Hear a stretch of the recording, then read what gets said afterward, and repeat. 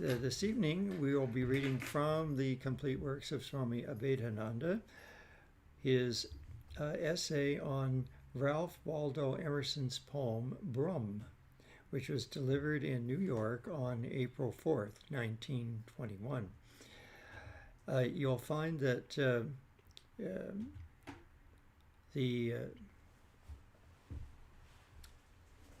can't think of the name of the what's the Unitarians? Yes, the Unitarians were great supporters of Swami Vivekananda, and you'll find out a little bit why here, because Ralph Waldo Emerson had actually studied some of the Hindu scriptures. And so let's read our first couple of paragraphs here. Ladies and gentlemen, many of you are familiar with Ralph Waldo Emerson's poem on Brahman. Ralph Waldo Emerson is called the Concord Sage. He was a poet and the greatest philosopher America has produced. He lived in Concord, Massachusetts. He was a voracious reader. He studied all philosophies, ancient and modern. He studied all the scriptures as far as he could reach. And he tried to observe all the truths that he could gather from various sources. A great many things that you find in his essays and in his poems are the products of his vast knowledge, and also the result of what he experienced and realized in his own soul. He was born in 1803 and passed away in 1882. He wrote this poem, Brahma, after an incident which perhaps may be interesting for you to know. Ralph Waldo Emerson went to visit Carlyle in England, and Carlyle, in the course of their conversation, showed him a book entitled the Bhagavad Gita, an English translation of the Bhagavad Gita which he had with him. It was a translation that was made by Charles Wilkins and published in London in 1785. This was the first English translation of the Bhagavad Gita. It was translated afterwards in all other language of the civilized world and was published in New York in 1867. Carlyle said to Emerson, "This is a most inspiring book. It has brought comfort and consolation in my life, and I hope it will do the same for you. Read it." Emerson read it, and he incorporated the ideas that he gathered from this wonderful book, the Bhagavad Gita, into this poem, which is called Brahma. That would be interesting to see that translation. Have you ever seen it? Mm-hmm. No, yeah, because he wouldn't have had a great deal of help, I wouldn't think, from people of realization to help him in understanding what the words really meant. So, but it's interesting. It was as early as 1785. So. People that early on were becoming familiar with these ideas. All right, let's read this first verse. It is a short poem of 4 verses. The first verse begins thus. If the red slayer think he slays, or if the slain think he is slain, they knew not well the subtle ways I keep, and pass, and turn again. And the second verse? The second verse reads, Far or forget to me is near. Shadow and sunlight are the same. The vanished gods to me appear, and one to me are shame and fame. The third verse, they reckon ill who leave me out. When me they fly, I am the wings. I am the doubter and the doubt. And I the hymn the Brahman sings. And fourth, the strong gods pine for my abode, and pine in vain, the sacred save. But thou, meek lover of the good, find me, and turn thy back on heaven. Now, perhaps those of you who are very used to Emerson's poems are able to decipher all of that, but I think for a lot of people it would be very difficult for them to understand exactly what he's referring to. It's very highly poetic, highly summarized, and it's interesting, and we'll find it in the next paragraph, that one of his followers and the president of the Emerson Club actually didn't understand some of it, even though he was, quite involved with the ideas of Emerson. So, fortunately, Swami Abhedananda is going to give us a very good explanation of each one and where it comes from. He will tell us that it comes from this verse of the Bhagavad Gita or this verse of the Upanishads and so forth. And so it'll be a very good explanation. All right, so let's read this thing about Mr. Malloy, who wasn't quite sure what all this meant. These 4 verses make this poem complete. When I was lecturing a few years ago in the New England states, in course of one of my lectures, I explained the meaning of this first verse. One of the direct followers and personal friends of Ralph Waldo Emerson, who was afterwards made the president of the Emerson Club in Boston, happened to be at that meeting when I lectured at Greenacre in Maine. After the lecture was over, I met Mr. Malloy, that was his name, and he said, "How do you explain that passage, that verse, if the red slayer think he slays, or that slain think he is slain, they know not well the subtle ways. I keep and pass and turn again. I do not understand this. What does it mean?" I said it is a free translation of a Sanskrit passage which we have in the Vedas and also in the Bhagavad Gita. Well, he was quite interested. That is the same idea, only it is a free rendering of 2 or 3 verses which we read in the Bhagavad Gita. Yeah, so this first verse, he says, refers to a verse in the Bhagavad Gita, chapter 2, verse 19, Ya enam veti antaram, etc. If the slayer thinks he slays, or if the slain thinks he is slain, both of them do not know that the soul of man can neither slay nor be slain. That is the literal meaning of that verse. Then the other part, the last 2 lines of the first verse, they know not well the subtle ways, I keep and pass and turn again. This refers to the idea of the immortality of the soul and its rebirth. The subtle ways are unknown to ordinary mortals. The soul comes into existence on this plane, keeps, passes out, and comes again. This is the idea taught in the Bhagavad Gita. Now you see, if you didn't have the idea that he was talking about reincarnation, you might be quite baffled by what that passage was referring to. Emerson believed in reincarnation, and if we read his essay, in his essay on experience, he mentions that in a very clear way. He says, we wake and find ourselves on a stair. There are stairs below us, which we seem to have ascended. There are stairs above us, many a one, which go upward and out of sight. So again, that passage, it can be very obscure if you don't understand that he's thinking about reincarnation. And we have to remember what a huge leap that would have been for somebody in the 1800s. The power of the dominant thinking of Christianity at that time was so strong, it was very difficult for people to break out of the paradigms that the Christian church had been indoctrinating people with for almost 2,000 years. So to have these novel ideas in that context is even more striking. So let's, you can continue now with his clear way of explaining that. The stairs refer. The stairs refers to the stairs in the process of evolution. We have already passed many of the stairs which we have ascended. Now we are on a certain rung of the ladder of evolution, and we are going onward. So I did not believe in the idea of one birth. That is, this is the first and last birth that we have. But on the contrary, he believed in the pre-existence of the soul and its return after the death of the body.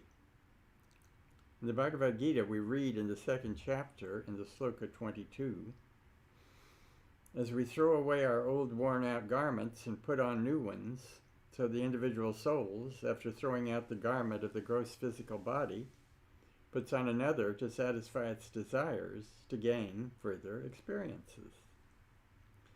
The very title of this poem is rather mysterious. Few people know that it means Brahman. In his essay on immortality, Emerson quotes from one of these Upanishads, a portion of the Vedas, which is the earliest treatise on the Vedanta philosophy. He takes the translation of the Katha Upanishad into his essay and incorporates it it is entitled The Secret of Death. It was afterwards translated by Sir Edwin Arnold under that title, The Secret of Death. It begins with the story that a young man who was a seeker after truth was sent to the abode of death, and he asks questions about what happens after death. Oh Lord, he says, when a man dies, some people think that he is gone forever. He's destroyed, annihilated. Others see that he lives and continues to exist. Which of these is true? Please remove my doubt. The ruler of death, whose name is Yama, just like Pluto in Greek, explains what happens to the person who dies, how he passes through different stages. It's the most interesting story, full of inspiration and highest truth that was revealed through the ancient seer through this conversation. In his essay on immortality, Ralph Waldo Emerson quotes this whole story, giving them abstract, and he says, and this is a direct quotation from his essay on immortality, Brahm the Supreme, whoever knows him, obtains whatever he wishes. This is a translation from the same Upanishad of the original text. Then he continues, the soul is not born, it does not die. It was not produced from anyone, nor was any produced from it. Unborn, eternal, it is not slain, though the body is slain. Subtler than what is subtle, greater than what is great. Sitting, it goes afar. Sleeping, it goes everywhere. Thinking the soul is unbodily among bodies, firm among fleeting things, the wise man casts off all grief. The soul cannot be obtained by knowledge, nor by understanding, nor by manifold sciences. It can be obtained by the soul by which it is desired. It reveals its own truths. All right, now we're going to take a little musical break. In the Vivekananda Oratorio, there is one song that talks about the nature of Brahman. And it says, Brahman, who is neuter, unknown, and unknowable, covers himself with a veil of Maya to be objectified and becomes the mother of the universe and brings forth creation. Kali is Brahman in manifestation. The totality of souls, not the human alone, is the personal God. The will of the totality, nothing can resist. It is what we know as law, and this is what we mean by Shiva and Kali. So let's hear Michelle Taylor singing this song from the Vivekananda Oratorio.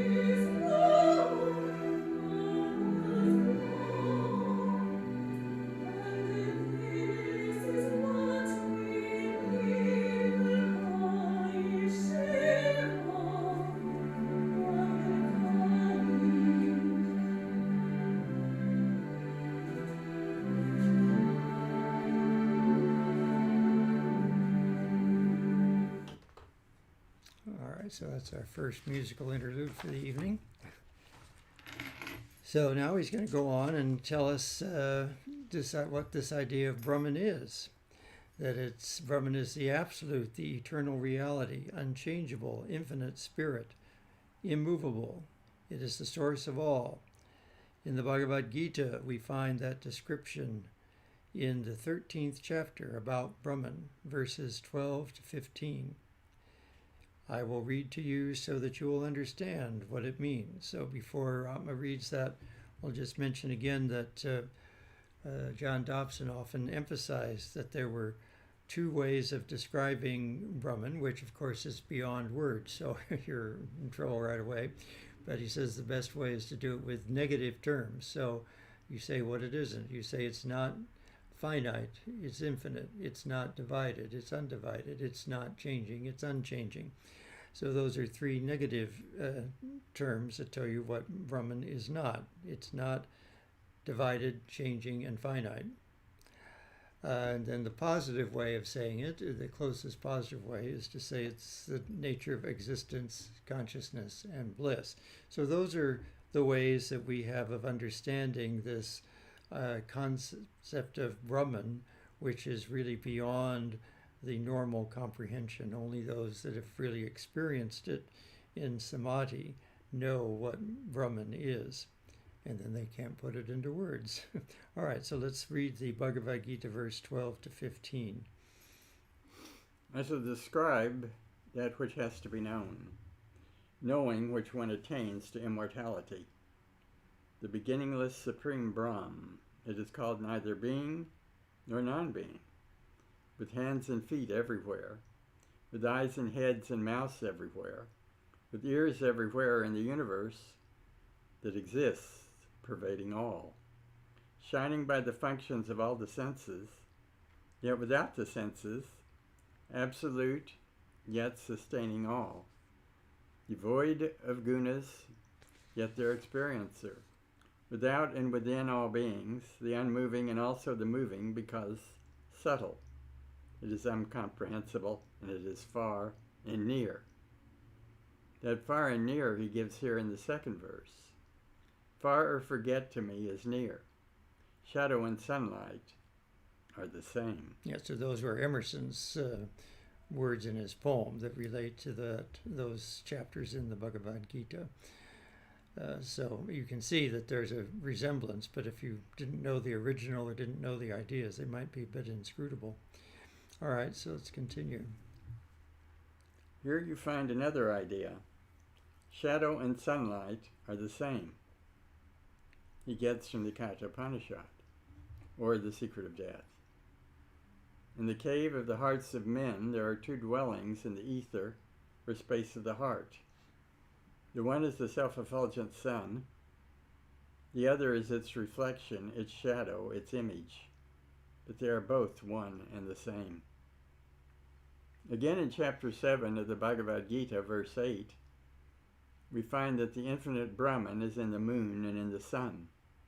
It is also in the shadow of all living things. The vanished gods to me appear, and one to me are shame and fame. Here we find the idea of oneness, equality among all beings. All the opposites of nature are pervaded by the absolute spirit, or the Brahman. There's neither shame nor fame in the spirit, but it's a kind of delusion.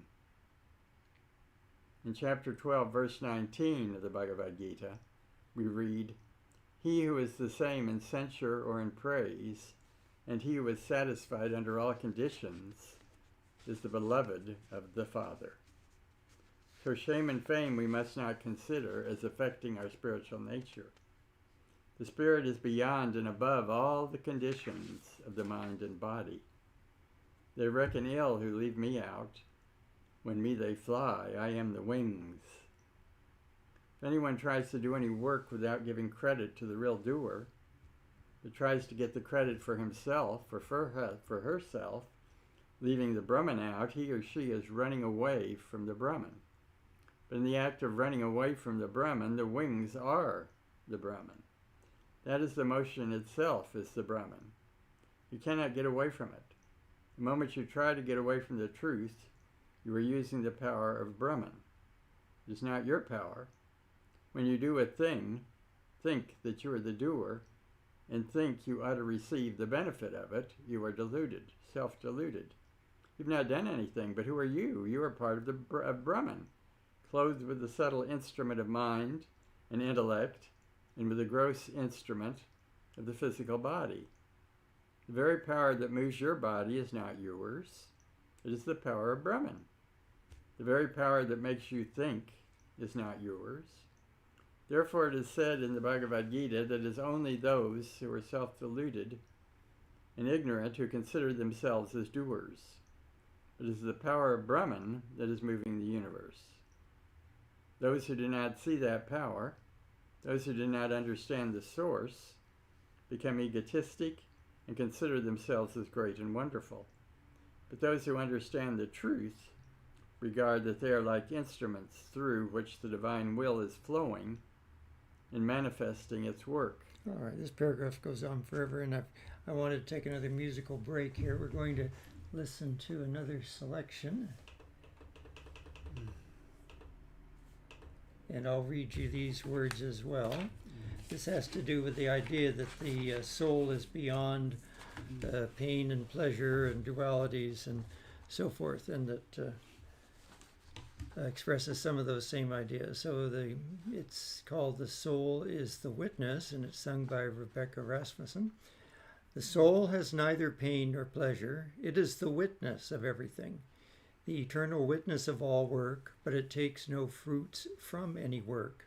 To work properly, you must first give up the idea of attachment.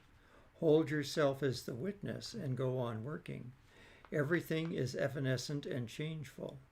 Knowing this, the sage gives up both pleasure and pain and becomes a witness of the panorama of the universe without attachment for anything.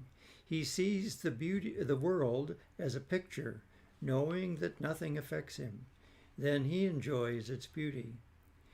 Whenever there is any bliss, there is a spark of that eternal bliss, the bliss that is the Lord himself, the essence of our own soul. He's the light and life of the whole universe. He's the eternal witness of the universe. O Lord and Mother of the universe, thou flowing stream of nectar, how many forms and aspects does thou play in manifestation? The soul has neither pain nor pleasure. Hold yourself as the witness, then behold nature's beauty.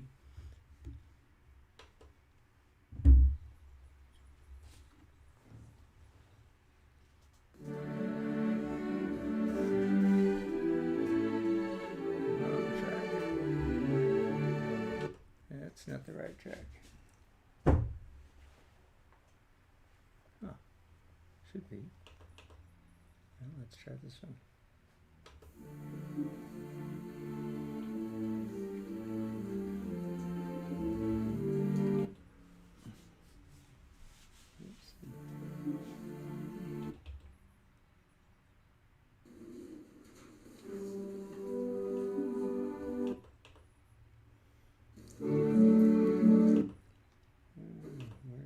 Can't find the track.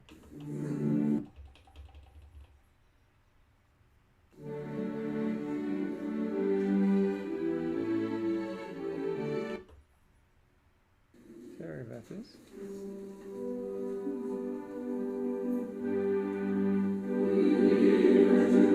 Ah, seems to be missing.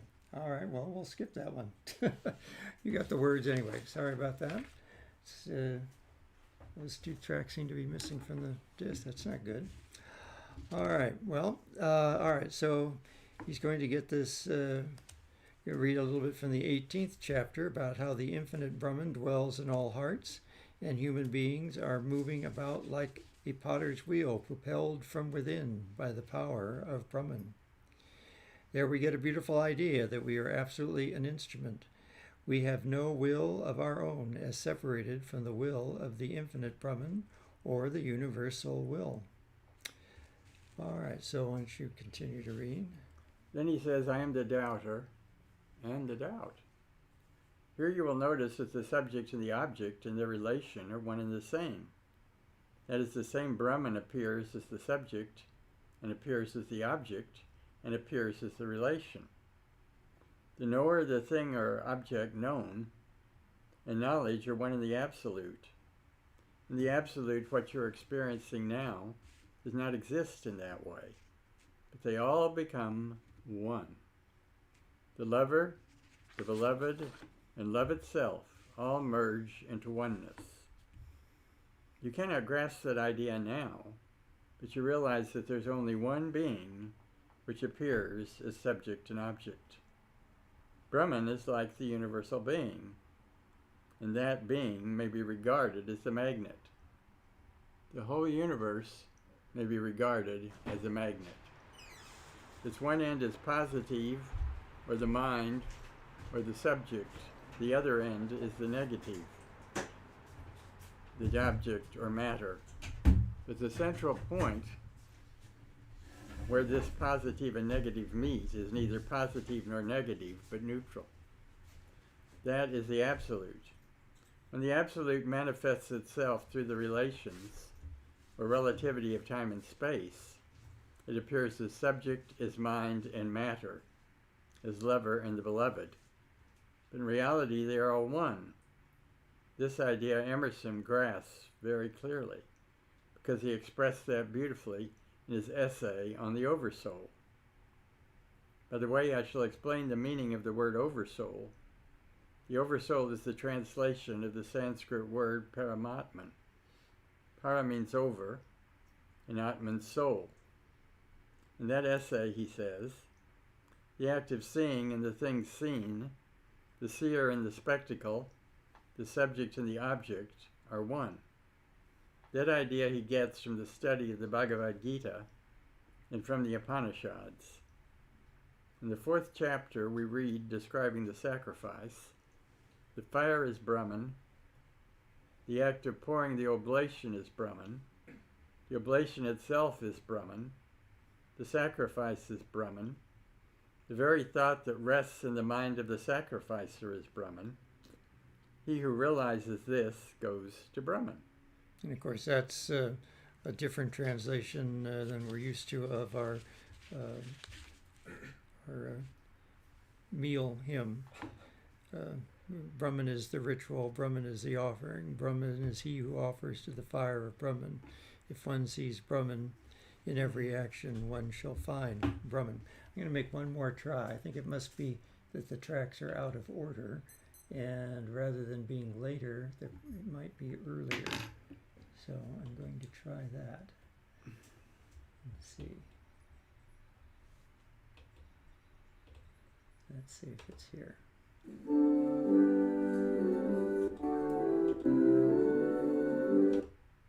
That one's not. Wouldn't be a bad selection. Let's try. No. Okay.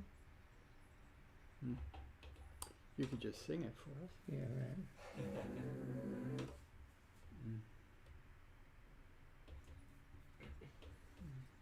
I could see it would help.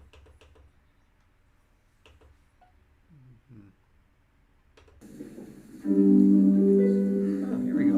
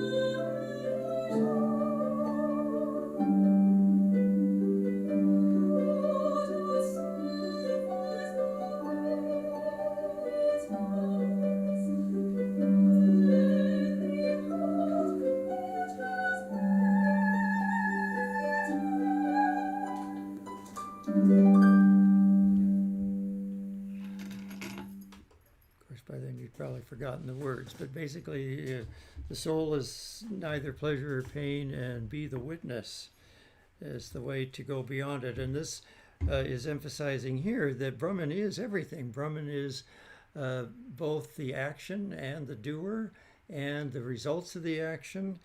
But in order to be properly detached from things, we need to identify with the witness consciousness, which is also the nature of Brahman. Brahman being behind everything is the witness of everything, and all these others are part of the play of Maya. So even though it's the power from Brahman that is the doer and the actions and the things in the world, to get to the Brahman behind all that is through being the witness. So let's continue about the beautiful idea here. That is a beautiful idea, that the action performed by the actor and the results are one and the same, only different in manifestation. If we try to understand that very clearly, we will have to consider that thought is the beginning of any action of the physical body. That is, thought manifests itself in the form of physical action. What is thought? It's nothing but the product of thinking, and thinking power is the self-conscious activity of the spirit.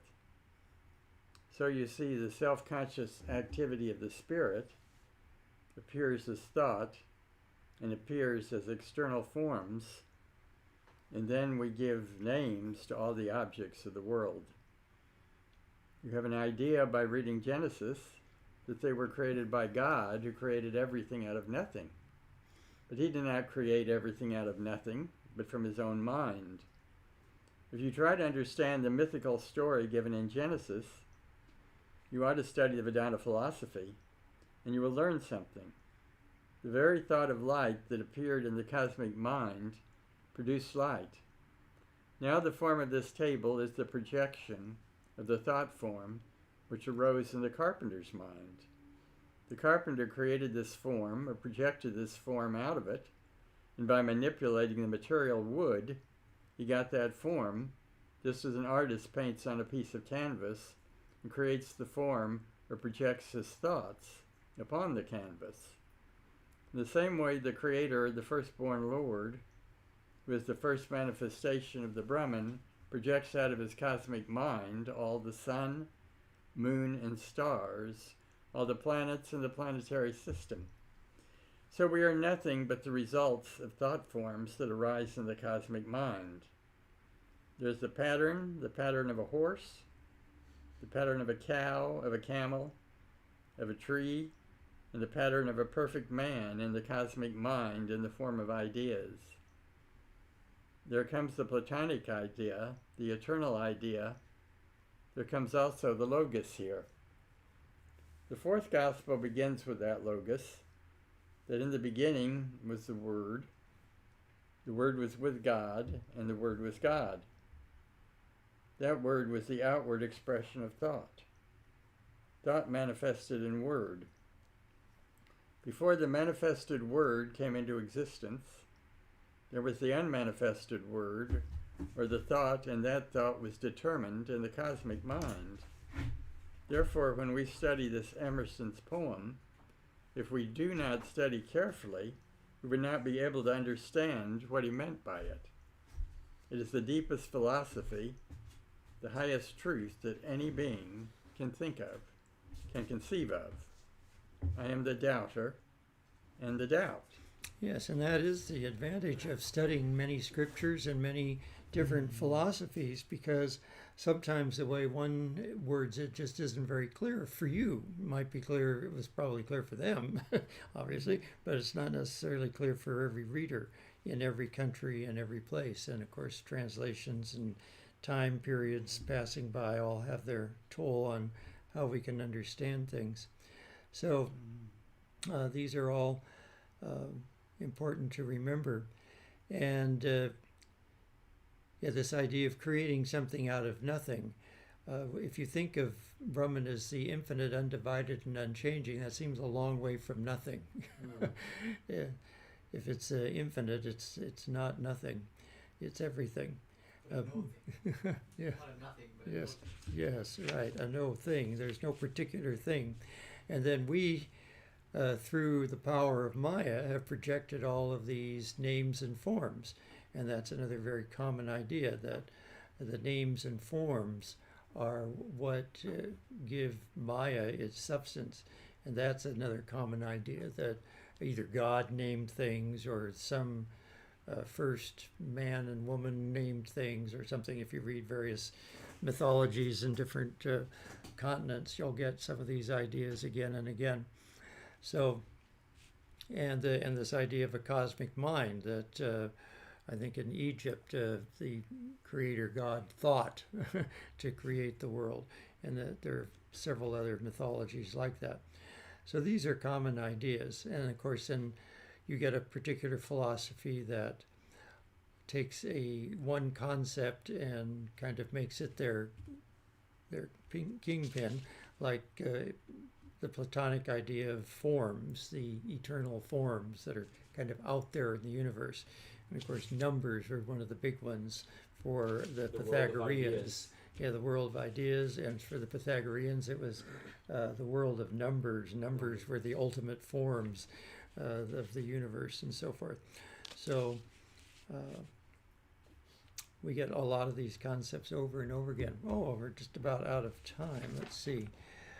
Let's just read this last one. It says, there is a saying in the Gita, which we learned in our childhood: I am the serpent that bites, and I am the poison, and I am again the healer that cures the effect of the poison. So everything is Brahman, the good, the bad, and the indifferent, the actions and the substances. So there again, you have matter and energy being the same thing. You see, that all comes out of Brahman. All right, so we'll close with a chant, and next Friday is April Fool's, and we will not be having a class. And I'm not fooling. We really won't be having a class. I will be out of town, so we'll be skipping the class next Friday. Well, are you sure you're not fooling us? I'm sure. Om Purnamada Purnamidam Purnat Purnamudachyate Purnasya Purnamadaya Purnamevavashishyate. Om Shanti Shanti Shanti. Filled with Brahman are the things we see, filled with Brahman are the things we see not. From out of Brahman floweth all that is, from Brahman all, yet is it still the same. Om, peace, peace, peace.